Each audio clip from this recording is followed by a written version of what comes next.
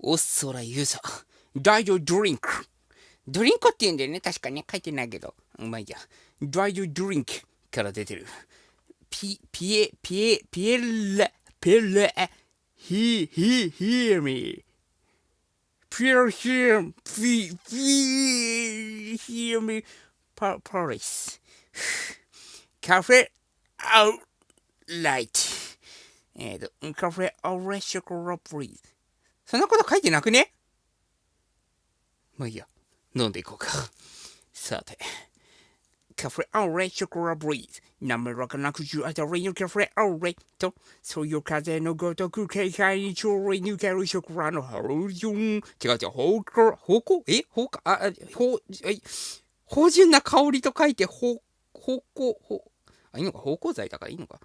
なんか変な感じ。方向っていうのなんかモンスターハンターが出てくるよね。知らんけどね。お楽しみください。お楽しもう。よし。くんかくんか。バーンおっと失礼。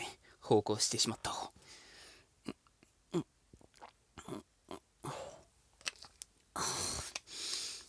おー、爽やかに、あんまり甘くない、ちょっとだけ苦味を感じる、そういうチョコレートがふわっときてね。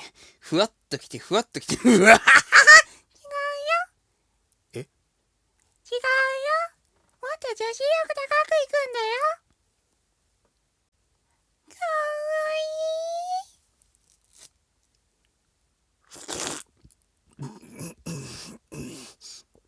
い。飲みづれな。